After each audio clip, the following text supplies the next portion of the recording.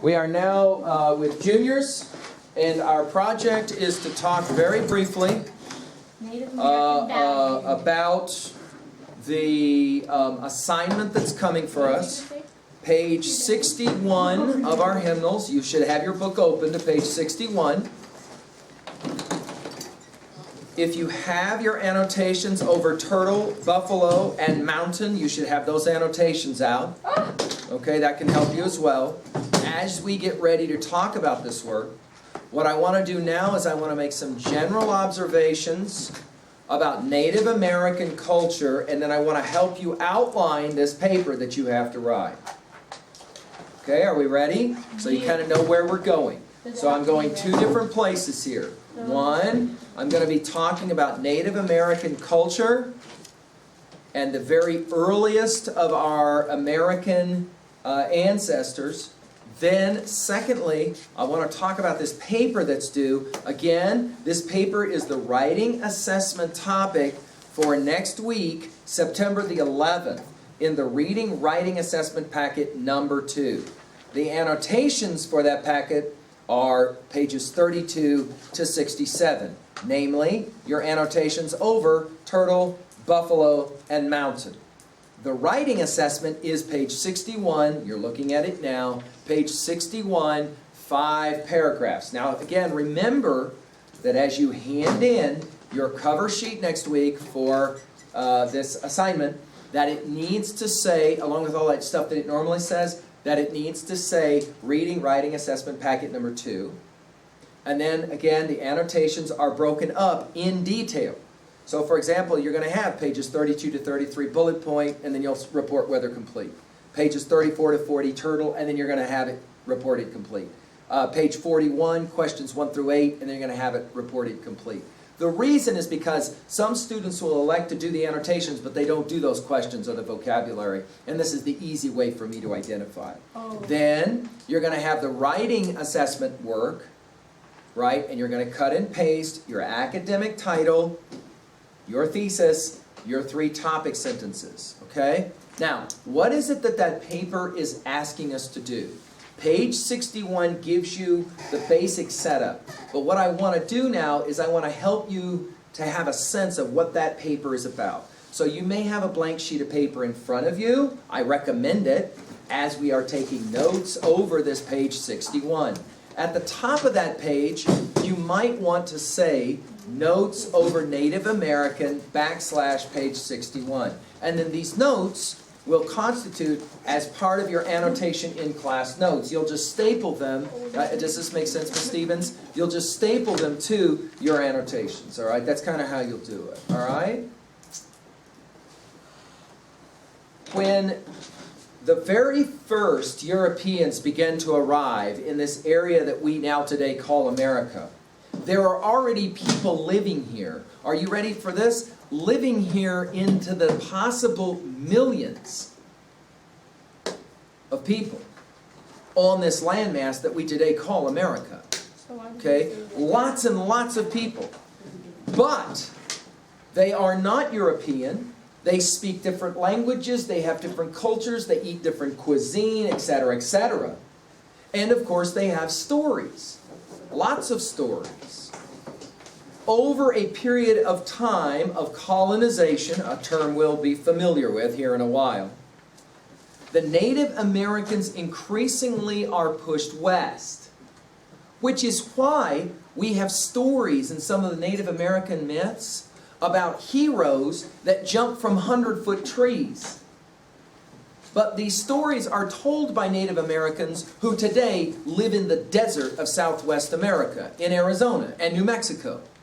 And yet they tell stories about heroes that jump through 100-foot treetops. Well, that don't make no sense if you consider the fact that they live now in a place where there ain't no trees. I don't know if the last time you've been to Phoenix, but you ain't gonna see no 100-foot trees down there. Why would these people tell stories about heroes that jump through the tops of 100-foot trees? Because these people didn't start in Southwest America. They live, for example, in New York State, where there are trees that are 100 feet tall. So their stories tell us something about their culture that now is no more. Their culture is gone.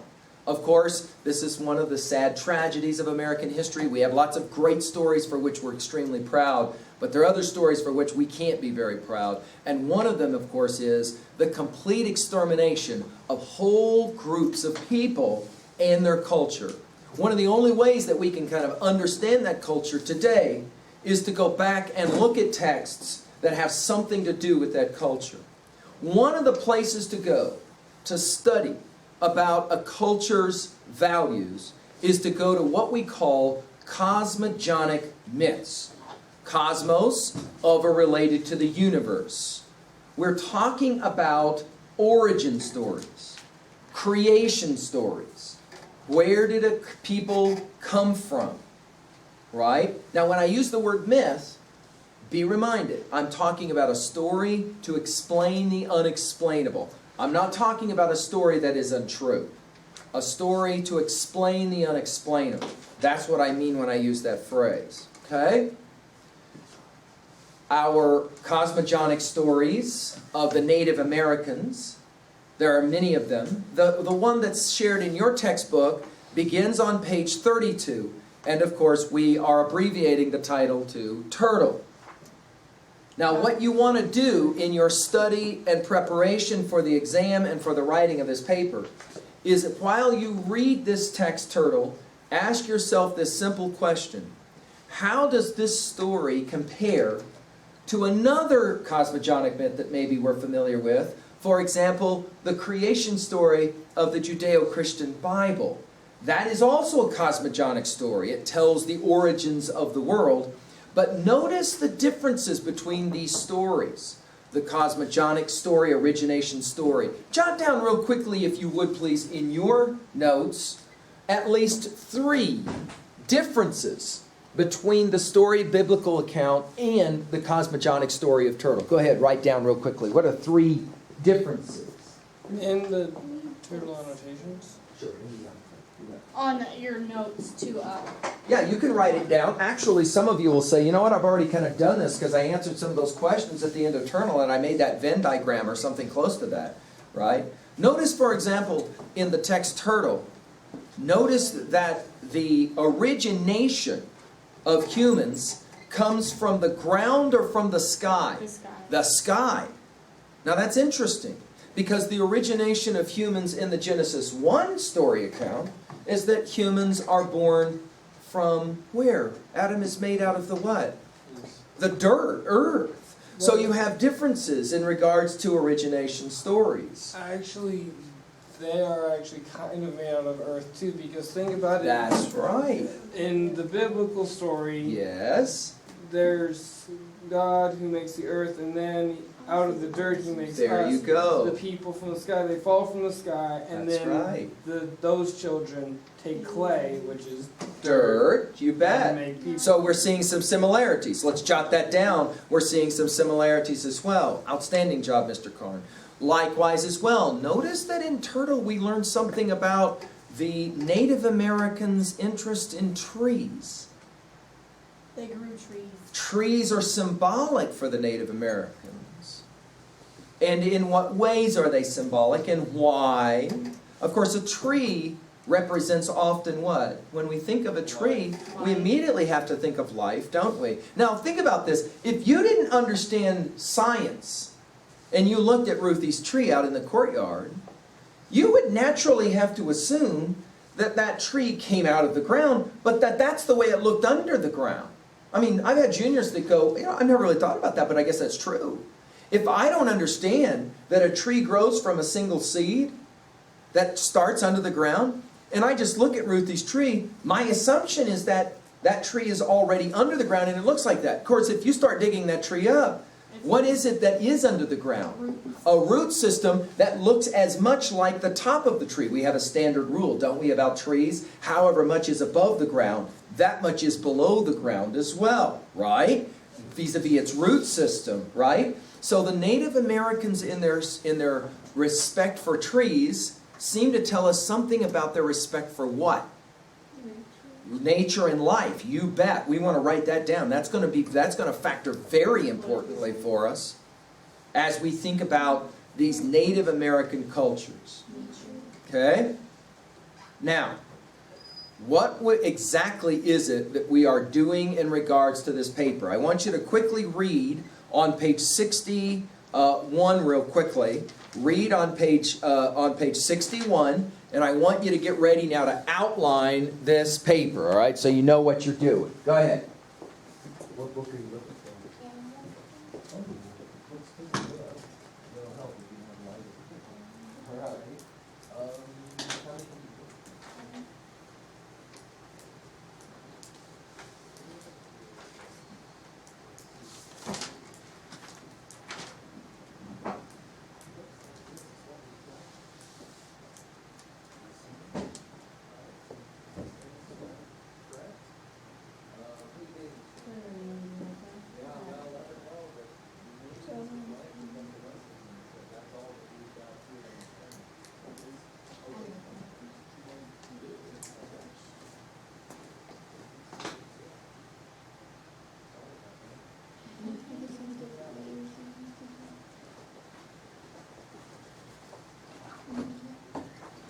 There it goes. I was blocking it out.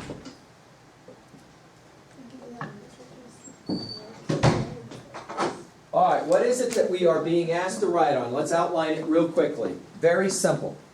We are going to look at 3 texts that talk about Native American culture. About those 3 texts, we want to derive 3 important values that Native American cultures held sacred. I'm helping you now to outline this paper. So we're looking for 3 Native American values, 3 Native American values that come from our understanding of 3 texts. What are those 3 texts? Turtle, buffalo, and mountain. About each one of those 3 texts, you want to ask a simple question. What is one important value that the Native Americans held as sacred or important? Okay? For each one of these 3 texts, you want to come up with one central value. Okay? So you're going to have your values as 1, 2, and 3. And you will then derive the values from those 3 texts. Got me? Now the easiest way to outline this paper then is in your 3 points of validation, POV 1, POV 2, POV 3. In the first POV, treat the text turtle. In the second POV, treat the text buffalo. And in the third point of validation, treat the text mountain. And then make sure that you are describing value number 1. In the second POV, value number 2. It's got to be a different value. And in the third, value number 3. Okay? Now that's the easiest way to be able to outline this. By the way, Mr. Karn, there's another way to do this. You could actually work with each one of these 3 values, and you could actually use all 3 texts in your each point of validation. You could do it that way, but I think this is maybe the easier way to do it, all right? Where you outline one value for each one of your assigned texts. Then, in each one of your points of validation, you're going to quote from that text. Does that make sense, what I just said? So, for example, in POV number 1, you quote and you give references to something from the story, turtle. And then in the second POV, make reference something from the text buffalo. And then finally, in the third POV, make observations from only the text mountain. Make sense? Now again, remember, you're quoting directly or indirectly from those texts. Does that make sense, what I just said? Is everybody groovy with what I just said? Do you have any questions for me about specifically what you're working with? We commented a little bit on the text turtle. You're going to do the same kind of work for yourself with the texts buffalo and with the text mountain. Of course, that text mountain, He goes back to a sacred what? Place. Place. What does that tell us about Native Americans? They like sacred. That's right. They have ceremonies, don't they? We learned that also in the text turtle, don't we? They love ceremonies and sacred kinds of rituals. And often those rituals are done in sacred places. Of course, living in Wyoming, we're not completely, right, Miss Barnard, completely unfamiliar with the idea that sacred places and Native American culture converge. We're familiar, for example, with Medicine Wheel and other places where very sacred places are where very sacred ceremonies took place that have something to do with their respect for life and as well their understanding of death.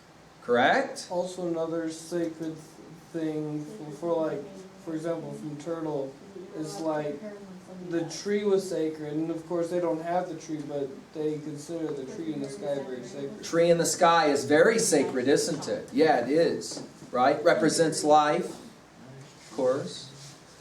Comments, questions? So do we all understand what we're doing? So, using Skeleton Guide, let's now outline quickly this paper. One, you got to have your login information, as we know. You're going to call this, obviously, the writing assessment of page 61. That's what you'll say in your login information. The writing assessment of page 61. 2, you're going to have a creative title, right? I don't really care what that is. Come up with something creative. Then you'll have an academic title in parentheses. Go ahead and jot down an academic title for yourself for this paper real quickly. An analysis of, or a treatment of, or a discussion of. We might say an analysis of 3 Native American values using the texts, and then provide the names of the texts. Really? Your academic title can sometimes be quite long. I know, Now but remember, when you're qualifying these texts, how do you want to make sure that you represent them in type? Italicize them. Italicize them, okay? You can abbreviate, Mr. Karn, your academic title to sound something like an analysis of 3 important values from 3 Native American texts. Well, what got me is you use the exact academic title I was about to write down. Excellent. No, that's fine, because it should be pretty much predictable, right? Then, you're going to have an intro paragraph. In the intro paragraph, after a good first line, you're going to make sure that you introduce all 3 texts by their full titles, give a brief plot summary about each one, say the author's name if an author's name is provided, and then finally, you're going to get to the last sentence of the first paragraph, your thesis sentence. And that will, of course, need to represent both the fact that you're dealing with 3 values of Native American culture and the mention of the 3 texts that you're working with. Remember our A to B model, right? Paragraph number 2 is POV number 1. You're going to begin with the text turtle, and you're going to talk about one important value. That will be stated in the topic sentence. Sentence number 1 of that paragraph. Then, for the 5 to 7 sentences of that paragraph, outlining specifically what it is from the text that leads you to understand that value. Okay? Then in the next paragraph, you'll be working with buffalo. Same gig. A different value, different text. Paragraph for POV number 3, same gig one more time, only now you're working with the text mountain. It makes sense to write this paper after you've done your annotation of these 3 texts, doesn't it? Because then you will have read all 3 of the texts and you'll feel pretty confident about the value that you want to talk about from that text. Finally, a concluding paragraph, summarizing primary thesis and points of validation. Don't you put your thesis in your last paragraph too? You're going to summarize it. You're right. You can restate it in other language. What I would recommend as juniors is that instead of just simply cutting and pasting your thesis again into that final paragraph, conclusion paragraph, rewrite it and reformulate it, summarize it, but use different language. It begins to show a sophistication, right, that we want to look forward to as juniors, correct? All right, do we all know what we're doing? Okay, So now